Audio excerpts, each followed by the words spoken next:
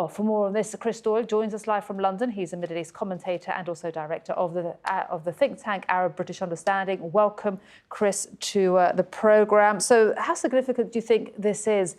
France, of course, the biggest and the most powerful European country to recognise Palestine or want to recognise Palestine as a state.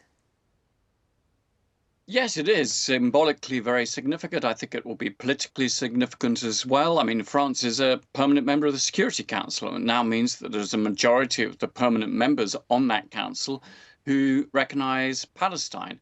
And I think that many will have confidence now that it won't just be France that will recognise the state of Palestine, but other states will join in. I think that is certainly the hope for the Palestinian Authority and those Palestinians who want to see this.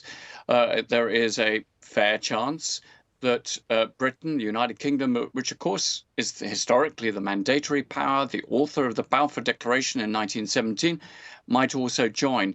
I mean, this has been a much touted move. I mean, it was back in February that Macron himself said it wasn't a taboo for France to recognize Palestine. And then there was this conference that was meant to be held in New York that would have been hosted jointly by Saudi Arabia and France, at which recognition would have been talked about, but the whole Israeli aggression on Iran got in the way of that.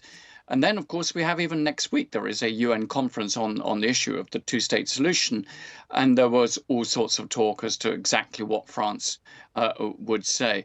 But it now looks as if that Macron will live up to that commitment. He said that he will announce this at the UN General Assembly. He's written to the president of the Palestinian Authority, President Mahmoud Abbas, to confirm all of this.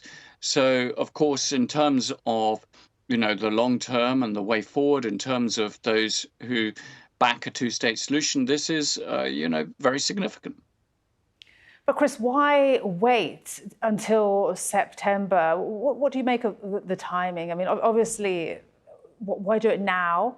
And why wait until the UN General Assembly in September? That's a long way away, given the news, given how many Palestinians are being killed and are starving right now.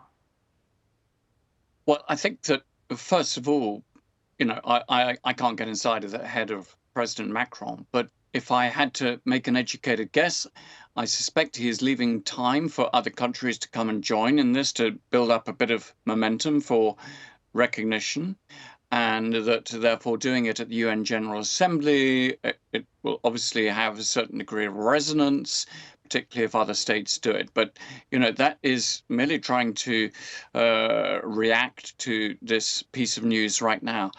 But I just wanted to make one thing very clear on the issue of the horrors in Gaza, the genocide in Gaza, that recognition isn't going to change that.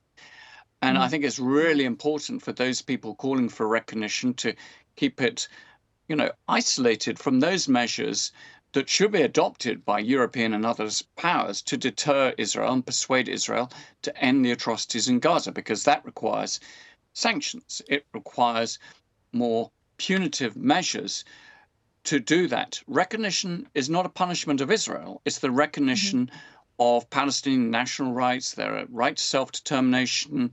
It should not be put in the box of this has been done because Israel has misbehaved in Gaza.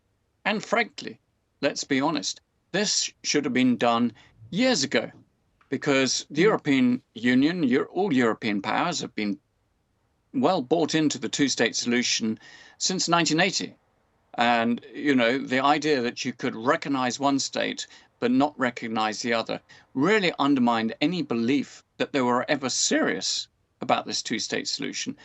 You can't just, go ahead and recognize only Israel. There had to be a degree of consistency about that.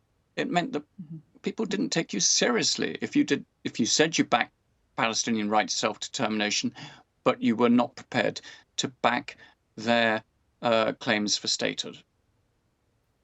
And Chris, I'm just seeing right now we're getting reaction from Israel, the Deputy Prime Minister, saying that France's move to recognise a state of Palestine is a black mark on French history. And just a bit more about how you think that this could impact, obviously, ceasefire negotiations, which have right now look like they've stalled, and also that important emergency call that France will be holding with the German Chancellor and also, of course, Keir Starmer this Friday.